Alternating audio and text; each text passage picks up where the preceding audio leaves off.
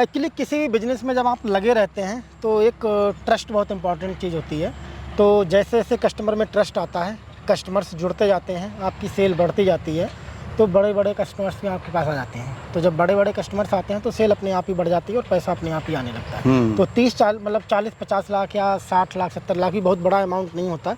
नमस्कार भाइयों, Indian farming technical channel में आपका एक बार फिर से स्वागत है। दोस्तों आज मैं पहुंचा हूं बरेली के अंदर और यहां पर आपको ऐसे युवा साथी से मिलाऊंगा जो भाई प्रोफेशनल इंजीनियर हैं और वर्मिंग कंपोस्ट बिजनेस से 50 से 60 लाख रुपए सालाना कमा रहे हैं।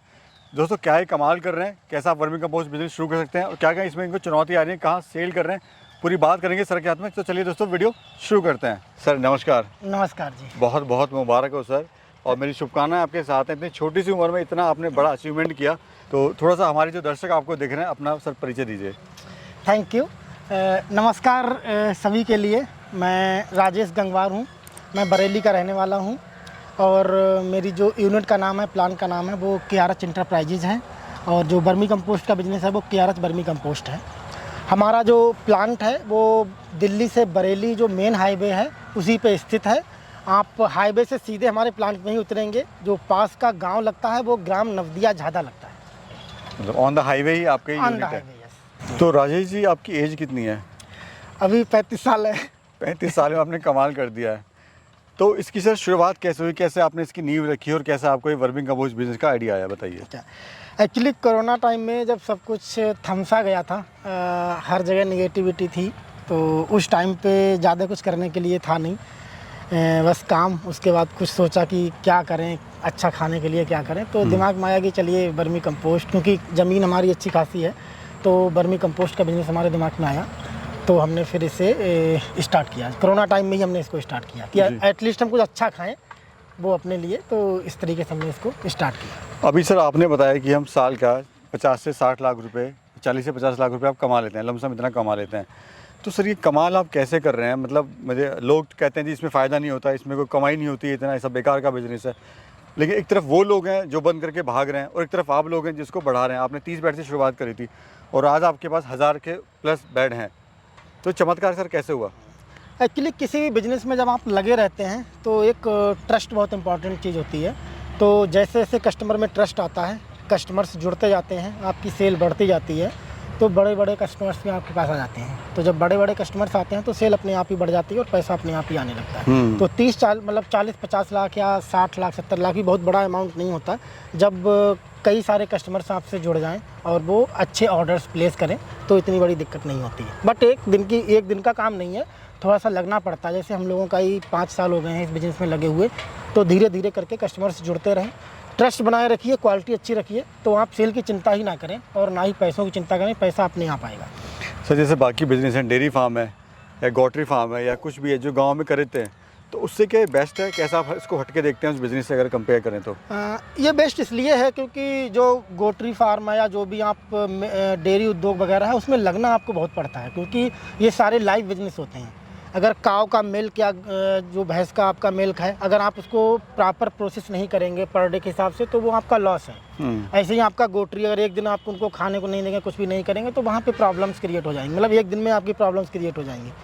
लेकिन ये बिजनेस इतना अच्छा है, अगर आपने स्टार्ट कर दिया, अगर एक दिन आपने बाई चांस कुछ नहीं करा, आपका बैठने का मन है, आप आराम से कुर्सी डाल के बैठो, कुछ नहीं करना, आपका लॉस नहीं होगा। केंचुआ इतनी जल्दी नहीं मरता। मतलब एक दिन पानी आपने लगा दिया तो 2-3 दिन आराम से सर्वाइव कर जाता है। बकाया मिट्टी पे हमने लगा रखा है, तो अगर अनकंफर्टेबल होता है तो ऑटोमेटिकली वो अपना ज़मीन के अंदर चला जाता है।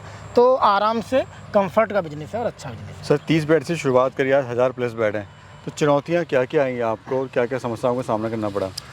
स्टार्टिंग में एक्चुअली हम लोगों ने काफ़ी R&D भी करी थी, क्योंकि पेशे से इंजीनियर हैं, तो थोड़ा सा दिमाग में खुरापात तो चलती रहती है। तो हमने यूट्यूब वगैरह पे भी काफ़ी सारे वीडियोज़ देखे, साइंटिस्ट वगैरह हमारे यहाँ पे IVRI के हैं, तो उनसे हमने बात करी, काफ़ी R&D करी। तो हमने पहले पॉलीथीन वगैरह बिछा के उस पर बेड बनाना स्टार्ट किए थे, लेकिन उनमें बहुत सारे चैलेंजेस भी आए थे, क्योंकि पॉलीथीन को मेनटेन करना, एक तो कॉस्ट बढ़ती है, हर एक बेड पे आपको हम देख रहे हैं वही, आपने पॉलीथीन नहीं लगाई हुई है। हाँ, 800 से 1000 रुपये लगभग आपका कॉस्ट आती है, मतलब सिर्फ पॉलीथीन की।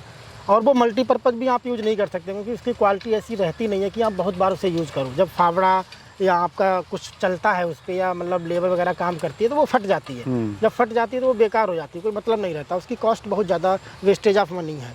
और जब ये ऑर्गेनिक है तो नेचर के साथ ही रहो, तो वही हमारा कॉन्सेप्ट है, सब कुछ नेचर पे छोड़ दो, जीरो कॉस्ट, आराम से अच्छा प्रॉफिट। अच्छा सर, यहाँ पे आपने अर्थवॉर्म की 2 वैरायटी यूज़ करी है, तो क्या फ़ायदा है और क्या इससे आपका क्या मकसद है इस चीज़ का? स्टार्टिंग में थोड़ा सा हमने यूट्यूब पे जब वीडियो देखे और स्टार्टिंग में लोगों से डिस्कस भी किया, साइंटिस्ट वगैरह से भी हमने यहाँ पे डिस्कस किया था, तो हमारा IVRI का जो अर्थवॉर्म्स है वो है जय गोपाल, और दूसरा जो हमने लिया वो आइसेना फटीडा। लोगों ने बताया था कि आइसेना फटीडा की जो प्रोडक्टिविटी है वो बहुत ज़्यादा है, तो हमने कहा कि क्यों ना दोनों वैरायटीज़ ट्राई किया जाए। तो हमने दोनों वैरायटी के मतलब बेड बनाने शुरू किए थे, लेकिन जो हमारा प्रोडक्शन है, लोग बोलते हैं, मुझे नहीं मालूम वो किस बेस पे बोलते हैं, लेकिन हमारा सारा काम यहाँ पे मतलब एक तरीके से सिंक में रहता है। ऐसा नहीं कि जय गोपाल के लिए कुछ अलग करते हैं या आइसेना फटीडा के लिए हम अलग करते हैं, लेकिन हमारा जो जय गोपाल का आउटपुट है वो बहुत ही अच्छा है। मतलब अगर आप देखेंगे यहाँ पे करीब हमारे 1200 बेड हैं, उसमें 800 बेड हमारे जय गोपाल के हैं, और जो बचे हुए बेड हैं हमारे 400 वो हमारे आइसेना फटीडा के। यानी जो लोग आइसेना फटीडा यूज़ करते हैं 100% उस मिथ को आपने तोड़ दिया है। एग्जैक्टली हाँ, और एक नया कुछ यहाँ पे करने की कोशिश आपने करी है। राइट। और उसका सबूत है, मतलब प्रमाण है, ऐसा नहीं है कि मतलब आप हमारे प्लांट पे विजिट करिए, खुद देखिए, मतलब उनका जो एक साइज है, जो क्वांटिटी है, मतलब एकदम एक्टिव कमाल की है। आपने सर एक चीज़ बहुत अच्छी यहाँ पे करी हुई है, जैसे लोग अगर यूनिट की बात करें तो सिर्फ आपको वहाँ पे बेड ही नज़र आएंगे, लेकिन यहाँ पर आपने अमरूद लगाया हुआ है बीच में, तो यानी आप अमरूद से भी इनकम ले रहे हैं और साथ में वर्मी कंपोस्ट बिजनेस से भी आप इनकम ले रहे हैं। Yes exactly. अमरूद लगाने से हमारे मतलब सिर्फ इनकम तो होती है, लेकिन हमारी कॉस्ट भी सेव हो रही है, क्योंकि उसमें है क्या कि अमरूद तो हमें मिलता ही है, उसके बाद जो छांव चाहिए होती है केंचुआ के लिए, छांव मिलती है, तीसरा हमारी पानी की कॉस्ट बचती है, क्योंकि एक बार हमने पानी लगा दिया, सनलाइट डायरेक्टली नहीं लगती है, तो उसमें हमारी जो पानी की कॉस्ट है वो हमारी कम हो जाती है, तो हमारा उससे प्रॉफिट मतलब फल तो मिलते ही हैं। दूसरा प्रॉफिट हमारा ये भी है कि हमें पानी कम लगाना पड़ता है। तो कहने से कह सकते हैं कि यूनिट का जो खर्चा है वो इससे निकल जाता है, इससे निकल जाता है, मजदूर के लेबर वगैरह, सैलरी वगैरह, कुछ टूट फूट है वो सब इससे निकल जाती है, वो सब इससे निकल जाता है। अच्छा सर, लोगों का बड़ा मिथ होता है कि गोबर जो है किसका यूज़ कर रहे हैं, और बहुत सारे कमेंट्स भी आते हैं सर गाय का लें या भैंस का लें, तो हम यही कहते हैं कि दोनों गोबर आप ले सकते हैं, तो आपका क्या राय है सर इसमें? देखिए, गोबर, जब हम गोबर की बात करते हैं तो अगर आप छोटे लेवल पे काम करते हो तब आप डिस्टिंग्विश कर सकते हो कि नहीं हम काव का मतलब गोबर लेंगे, लेकिन जब आप बड़े लेवल पहुंच जाते हो तो ये मुश्किल होता है, या तो आपके पास कोई गौशाला वगैरह मिल जाए तो आप ले सकते हो। हमारे यहाँ पे तो हमने 4 से 5 वेंडर बांध रखे हैं, वो जो डेली गोबर डालते हैं हमारे यहाँ पे, क्योंकि हमारे यहाँ पे तो करीब 500-600 ट्राली का खर्चा रहता है, तो उसको अब मैं ऐसा डिस्टिंग यूज़ करूँ कि नहीं मुझे काय का ही चाहिए, या मतलब काव का चाहिए, या मुझे फिर भैंस का चाहिए, तो ये नहीं हो पाता। मेरा मिक्स एंड मतलब मिक्स करके आता है, गाय भैंस दोनों का, और दोनों का मैं यूज़ करता हूँ। अभी सर अर्थवॉर्म क्या रेट दे रहे हैं और खाद आप क्या रेट दे रहे हैं?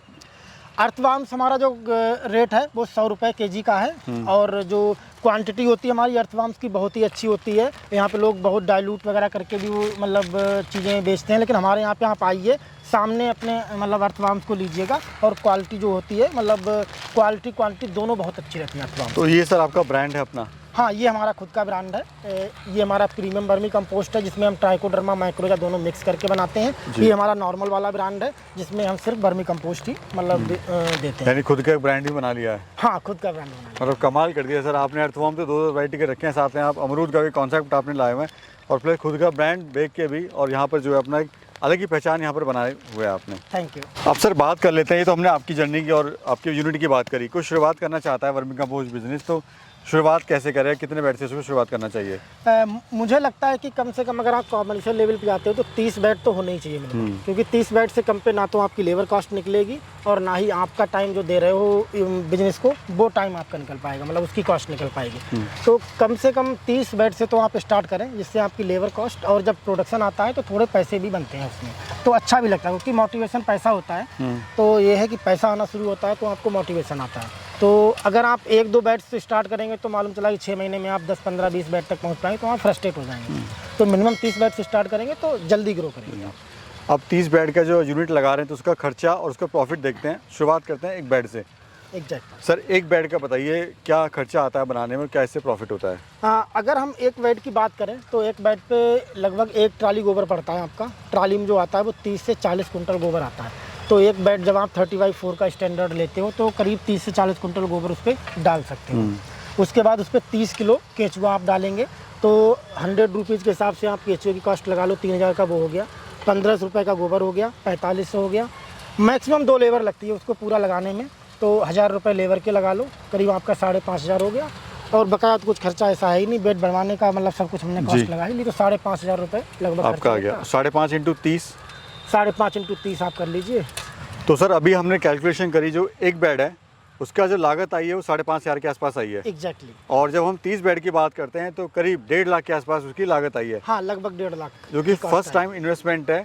एग्जैक्टली। उसके बाद गोबर की और लेबर की सिर्फ इसमें जो कॉस्ट होगी वो ऐड होगी। वो ऐड हो जाएगी।